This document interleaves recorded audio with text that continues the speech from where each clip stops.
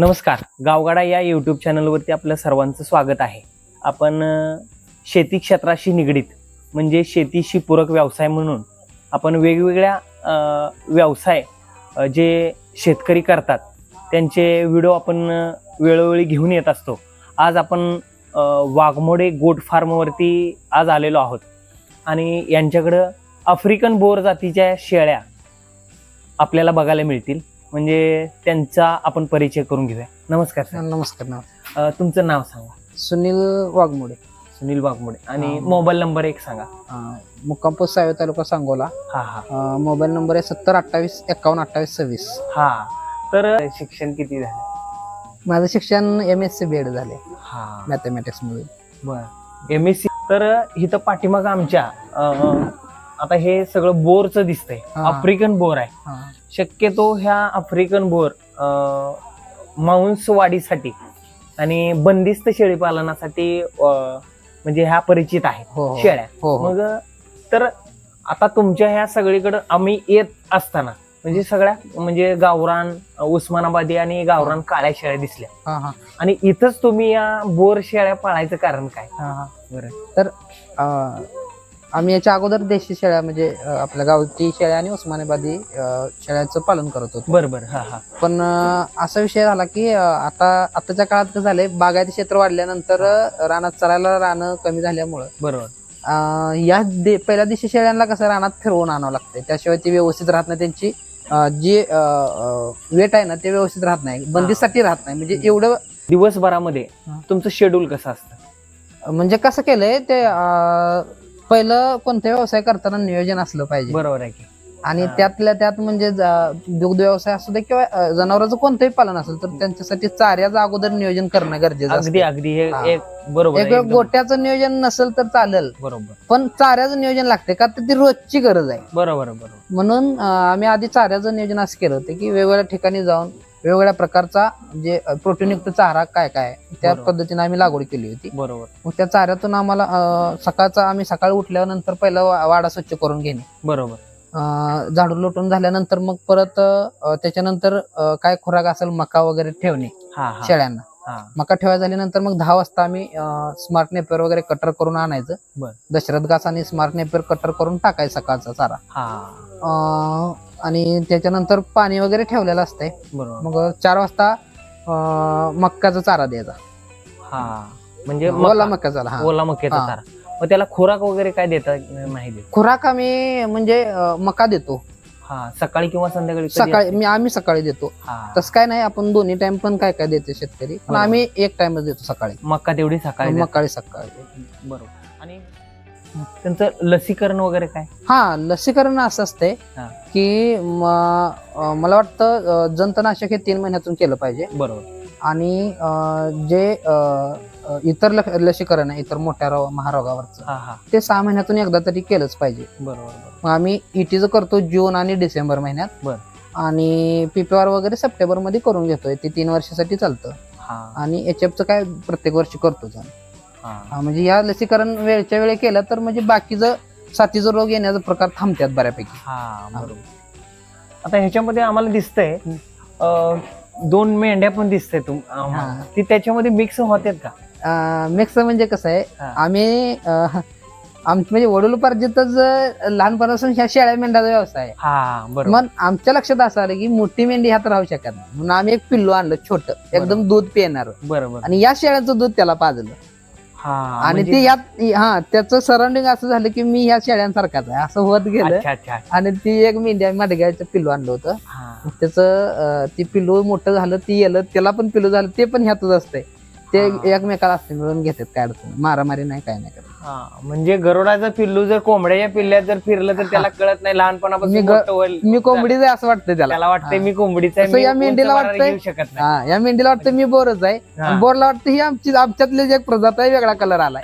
बरोबर. असं त्यांनी समजून घेतलं एकमेकाला. म्हणजे ते एकसारखे दिसणं आहे त्यांचं. बंदिस्त करायला अडचण खूप येत असेल. नाही, संख्या ज्यावेळेस वाढवतोय त्यावेळेस आपण चाऱ्याचं पण नियोजनाचं म्हणजे संख्या वाढवायच्या अगोदरच चाऱ्याचं नियोजन करायला पाहिजे. तर मग तुम्ही वाढवू शकता, काय अडचण. भरपूर प्रमाणात बोरच्या जवळजवळ 100 ते 300 मेंढ्या शेळ्यांपर्यंत बिन फार्म आपल्या महाराष्ट्रात आहे. हो बरोबर. हो करू शकतोय. चाऱ्याचं नियोजन ज्यांच्याकडे आहे, मॅनेजमेंटचं ज्यांच्याकडे बाबा हे आहे, तेव्हा मी व्यक्तीच काही बी करू शकतो. या जगात कोणताही धंदा पुढे सक्सेस करू शकतो. बरोबर. आता ह्याच्यामध्ये मला एक असं विचारायचं होतं, फीडिंग मॅनेजमेंट तुम्ही सगळं करताल, शेळ्या म्हणजे पाळचाल पण, आणि व्यवसायाच्या दृष्टीने सगळ्यात महत्वाचा जो रोल असतो तो असतो मार्केटिंग. तर या नवीन शेळ्या आहेत, नवीन प्रजात आहे, तर त्या शेळ्या आता जर समजा आपला जो खटिक जो घेणार असतो तो मार्केटमध्ये गेल्यानंतर ह्या शेळ्यांना मागणी नाही म्हणून मुद्दाम सांगतो आणि तुमच्याकडून कमी पैशामध्ये घ्यायचा प्रयत्न करत असतो. बरोबर. तर त्याच्यावर मार्ग तुम्ही कसा काढला? सुरुवात अशी झाली आमची मार्केटिंगची, ज्यावेळी त्या 2 शेळ्या आलत्या ते आम्ही बंदीसाठी आणायचे म्हणून आणले होते. मार्केटिंग आमच्या डोक्यात ठेवलंच नाही. बरोबर. सुरुवातीला बरोबर की म्हणलं कोणतीही वस्तू असेल तर ती विकता पण आली पाहिजे. बरोबर. महत्वाचा विषय. मग त्याची हळूहळू माहिती घेत गेल्यानं आपण विकू असं आम्ही त्या विश्वासानं आणले, ठरवलं होतं. 2 शेळ्या आणल्या, त्याला पिल्लं झाली. मग आम्हाला त्यातून 1-2 बोकड विक्री करायची होती. मग ज्यावेळेस आम्ही खरेदी केली त्यावेळेस तिथून कॉन्टॅक्ट मिळत गेले आमच्या फार्मचे, इतर फार्मचे, बोरचे जे इतर फार्म ज्यांनी अगोदर सुरुवात केली, बरोबर, त्यांचं पण आम्हाला कॉन्टॅक्ट मिळत गेलं होतं. मग ज्यावेळेस आम्हाला विक्री करायची होती बोकड वगैरे 2, त्यावेळेस आम्ही कॉन्टॅक्ट केलं, बाबा आमची विक्री करायची आपल्या इथल्या प्रॉपर सांगोला मार्केटमध्ये. हे बोकड असं आपल्या देशीमध्ये नाही, वेगळ्या जातीचं आहे, त्याचं मटण व्यवस्थित लागणार नाही म्हणून ते कमी न, पण आम्ही मार्केटमध्ये नेलंच नाही त्याला म्हणलं आपण वाड्यावरच विक्री करायचे प्रयत्न करायचा म्हणलं. बरोबर. आणि मग त्याच्या पद्धतीने मग आम्ही असं कॉन्टॅक्ट मध्ये हात गेलो बऱ्यापैकी. म्हणजे तर आमची विक्री आहे असं आम्ही सोशल मीडियावर टाकलं होतं. मग ती हळूहळू जे ज्यांना गरज आहे ते व्यक्ती आम्हाला फोन करून मग बाबा मागणी करायला लागली, एवढ्यापर्यंत आम्हाला द्या, एवढ्यापर्यंत. मग त्या पद्धतीने आमची सुरुवात झाली. हळूहळू आम्हाला बी कॉन्फिडन्स येत गेला की बाबा विकतय. फक्त आपण जे गोष्ट करतोय ते क्वालिटीमध्ये आणि चांगल्या ह्याच्यामध्ये केलं तर ती विकतय. फक्त विकताना आपण एका सोशल मीडियाचा वापर केला तर चांगल्या पद्धतीने देशी शेळी सुद्धा सोशल मीडियावर विकते. बाजारात नेऊन विकावं असं बी काय नाही, तसं काय नसते, विकू शकतोय आपण. आता आम्हाला विक्रीचा व्यवस्थित म्हणजे अनुभव चांगला आलेला आहे. आम्ही सांगोला बाजारामध्ये ही शेळी अजून तर विकली नाही. अजून याचं पिल्लूच विकलं नाही आम्ही. इथंच सगळ्या विक्री होते. इथंच येतात, वजन करतात, पेमेंट करतात, घेऊन जातात. आणि ते वजन म्हणजे किती रुपये किलोने विकतात? आता आम्ही जनरेशनच्या जे शाळांचे पिल्लं आहेत, बरोबर, आम्ही ज्यावेळेस 1,500 आणले, आता आम्ही 1000 रुपयांप्रमाणे विकतो बोकड. मग ते आपल्या मुंबईला ईदसाठी वगैरे लहान पिल्लं घेऊन जातात. बरोबर. 1000 रुपये 20 किलो जे असेल तर त्या पद्धतीने घेऊन जाते. ती जवळजवळ ती बोकड 90 ते 100 किलो प्लस होऊन जाते. म्हणजे त्यांच्यासाठी ते प्रॉफिटेबल आहे म्हणून ते ह्याच्याकडे जास्त वळले जातात. देशी शेळीच बोकड किती होते, 45-50 किलो, त्यापेक्षा जास्त होत नाही. बरोबर. आणि ते 7-8 हजार रुपयेपर्यंत त्याला तसे पण घ्यावं लागते. मग त्यांना काय पाहिजे, एकच बोकड सांभाळायचं, वजन त्याचं 100 किलो असलं पाहिजे. आणि बोकड चांगली ईदसाठी दिसत असेल तर काय अडचण नाही, त्याला किंमत ती पाहिजे तेवढे देणार.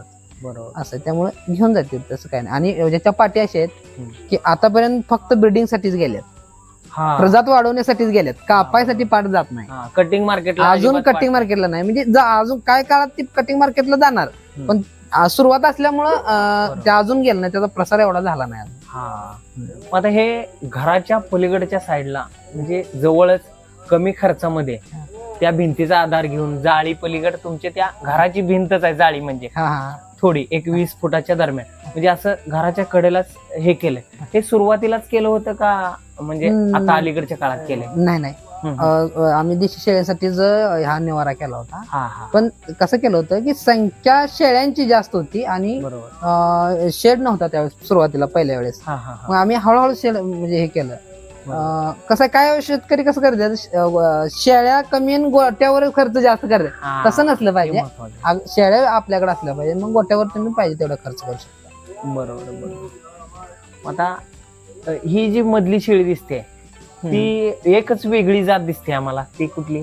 ते म्हणजे कसं, ते बार्बरी म्हणून शेळी आहे, ते उत्तर प्रदेशमध्ये आहे. मध्य प्रदेश आणि उत्तर प्रदेशमध्ये बऱ्यापैकी त्या जातीचा शेळी कळप मोठा असतात. बरोबर. ते शेळी एकदम काटक आहे, त्या आजारी शक्यतो पडतच नाही, बऱ्यापैकी पडत नाही आजारी. आणि 2 पिल्लांचं तिचं म्हणजे कंपल्सरी 2 पिल्लं देते. ह्या गोट फार्म मध्ये तुमचा एवढ्या वर्षाचा अनुभव आहे, तर या सगळ्या आफ्रिकन बोर जातीच्या विक्रीतून तुम्हाला वर्षाला किती नफा होतो अंदाजे? अंदाजे तुम्हाला सांगायचं झालं तर कसं होतंय, संख्या आम्ही पाटी विकल्याच नाहीत. पहिली गोष्ट वाढवत गेल्यामुळं पाटींचं प्रॉफिट आमचं भांडवल वाढत गेलं आणि बोकड्यांची विक्री होत गेली. त्याचे ते 5 ते 6 लाख रुपये वर्षाला आमचं या शेळी पालनातून होतं. बरं. म्हणजे वर्षाला 5 ते 6 लाख रुपये होते. म्हणजे टोटल तुमच्या एवढ्या शेळ्या, एवढ्या म्हणजे कमी शेळ्या आहेत तशा, एवढ्या कमी शेळ्यात चांगलं उत्पन्न होतंय का तर मार्केट त्यांचं आम्हाला चांगलं मिळतंय. त्यामुळे आम्ही पाटी ठेवण्याचा वाढवण्याचा म्हणजे त्या तयारीत आहे. आम्ही संख्या पाटी ठेवायच्या, पाटी विकायच्याच नाहीत. बरोबर. कमीत कमी 5 वर्षाच्या पाटी विकायच्या नाहीत. 5 वर्षापर्यंत पाटी विकायच्या नाही, ठेवायच्याच. आता कसं आहे, शेवटी बंदिसला विटॅमिन्सची गरज असते. बरोबर. तर रानात जाणाऱ्या शेळीला सगळं चारा मिळतो तिला, ती त्यातनं कमतरता भरून काढते. ती फॉस्फरसची वगैरे इतर सगळेच काढते, पण बंदिसला तसं नसते. बंदिसला ती ठराविक चारा असल्यामुळं मग ते थोडं कमी पडू शकतंय तिच्या शरीरात. तर आपल्याला मग ते फीड सप्लिमेंट देऊ शकतो आपण. बरोबर. तर एवढ्या शेळ्यांना जागा किती लागते वैरणीसाठी? म्हणजे ह्या शेळ्यांना जगवण्यासाठी तुमच्या शेतामध्ये किती जागेमध्ये वैरण लावावं लागेल? आता आम्ही 15 म्हणजे या पिलांसहित सगळे 20-25 शेळ्या आहेत. 20-25 शेळ्यासाठी आम्ही 6 गुंठ मेथीकास केलाय. 4 गुंठ स्मार्ट नेपेर आहे आणि 2-3 गुंठ म्हणजे इतर चारा तुती वगैरे असं लावले. म्हणजे 10 ते 12 गुंठ पर्यंत आपण 25 शेळ्यांसाठी 12 ते 15 गुंठ सफिशियंट जागा सफिशियंट आहे. बरोबर. पण चारा वेगवेगळ्या प्रकारचा असेल तर लवकर येऊन जातोय. आपण वेगवेगळ्या प्रकारचा चारा ह्यांना देऊ शकतो. बरोबर. प्रशिक्षण वगैरे थोडेफार घेतलेले आहे. त्यांनी सुरुवात करताना कोणत्या पद्धतीने आणि कशी करायला पाहिजे? जर त्यांची इच्छा आहे, समजा त्यांना तुमच्या ह्या क्षेत्रामध्ये उतरायचं आहे, तर त्यांनी कोणत्या जातीमध्ये काम करायला पाहिजे किंवा हे म्हणजे सुरुवात करताना कशी करायला पाहिजे? बरोबर आहे. तर त्याचं कसं आहे, जो मुलगा अगोदर म्हणजे त्याच्या घरी शेळ्या, मला वाटतं ग्रामीण भागात सगळ्यांकडे शेळ्या असतात. ज्यांच्याकडे देशी शेळ्या आहेत त्यांना बऱ्यापैकी तिचं प्रॉब्लेम माहित असते. तिला कोणता आजार होतोय, काय होतंय, कसं होतंय माहित असतं. ज्यांना माहित आहे त्यांनी मग इतर जातीच्या आधुनिक शेळ्या ज्याचं वेट गेन जास्त आहे ते घेतलं तरी चालते. पण ज्याला शेळ्यातलं कायच माहित नाही, शिकलाय भरपूर पण शेळ्यातलं काय माहित नाही, मग त्यांच्यासाठी सुरुवात अशी आहे की देशी शेळ्या करायच्या. मग ती जेवढं त्याचं प्रॉब्लेम येते ते फेस करायचं. बरोबर. म्हणजे जरी झाला तोटा तर थोडा होतोय, बरोबर, जास्त होत नाही. मग हळूहळू त्यांना माहिती घेत राहायचं. आणि तसं पण आता काय झाले, प्रसार माध्यमामुळे माहिती सगळंच मिळत जाते, असं विचारण्याची गरज नाही. बरोबर. तरी पण काय मुलं असे येते की त्याला काय माहित नसते, प्रॅक्टिकली करायचं केलेलं नसतं त्यांनी. त्यामुळं ज्या अडचणी येतात त्यांनी मग सुरुवात देशी शेळ्यापासून करायला पाहिजे. आणि ज्यांना बऱ्यापैकी माहित आहे आणि कष्ट करायला तयार आहे, मग त्यांनी इतर कोणत्याही ब्रीड मध्ये त्यांनी काम केलं तर चालतं. कसं आहे, आताच्या काळात फक्त शिक्षण घेतोय पण तुझं उत्पन्न काय नसेल तर त्या शिक्षणाचा अर्थ आई वडिलांनी काय काढायचा? बरोबर. आई वडिलांनी तुला शिकवलं कशासाठी? कमवण्यासाठी शिकवलं. बरोबर. आणि समाजात चांगल्या प्रतिष्ठेचं जगणं तुला जगता यायचं असेल तर थोडा पैसा पण पाहिजे. बरोबर. मग तू कमवला तर तू ते करू शकतोय. मग त्यांची अपेक्षा अशी असते की थोडं मुलांना माझा कमवावं. बरोबर. मग नुसतं शिक्षक आपण करतोय बाहेर, मग इतर सिटीमध्ये जाणं, तिथं मग मॅनेज होणं, तिथं आपण सेट होणं, तिथून पण करू शकतोय बऱ्याचपैकी आपण त्याच्या ऑपॉर्च्युनिटीनुसार. बरोबर.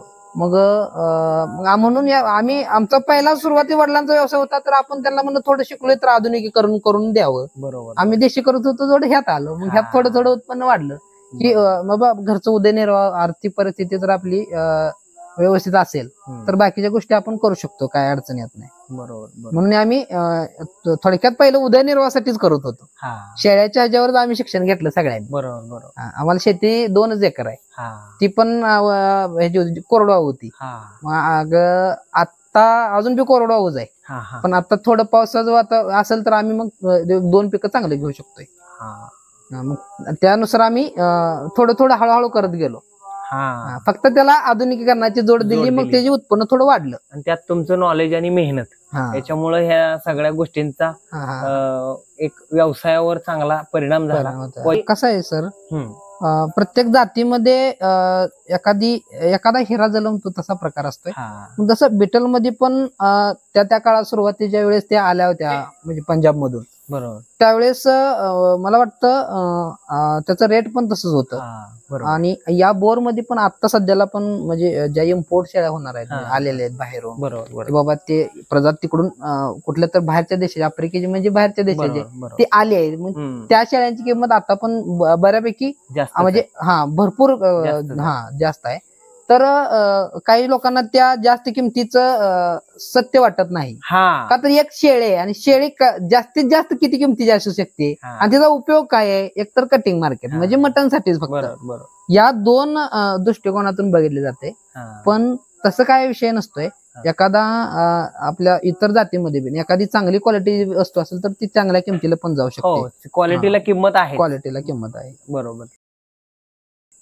म्हणजे बोरचं एक वैशिष्ट्य असं आहे की भविष्यात बंदीसाठी जे करणार आहे त्यांच्यासाठी त्याचं चांगलं आहे, रुमीन त्याचं चांगलं आहे. ते रवंत करण्याचा प्रकार किंवा पचवण्याचा प्रकार, टेम्परेचरला, इतर सगळ्या वातावरणात ती मॅनेजमेंट ती स्वतः मॅनेज करून घेते.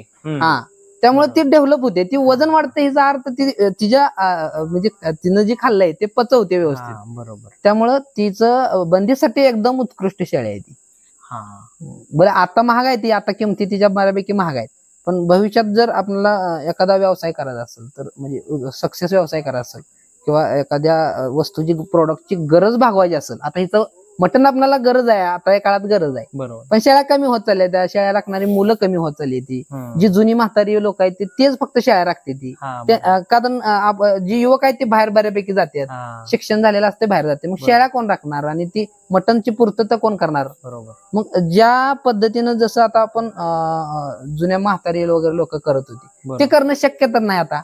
त्यासाठी बंदीसाठी लोक आधुनिक एक धंदा म्हणून त्यांनी व्यवसाय म्हणून बघितलं तर ते चांगलं आहे. अगदी चांगलं आहे, अगदी चांगलं. घेण्यासारखं एकच आहे की कठीण परिस्थितीत सुद्धा आपल्याला काही ना काही मार्ग सुचत असतात आणि जिद्द आणि चिकाटीच्या जोरावर आपण आपल्या भौतिक ज्ञानाचा उपयोग करून आपण वेगवेगळे व्यवसाय आपण करू शकतो.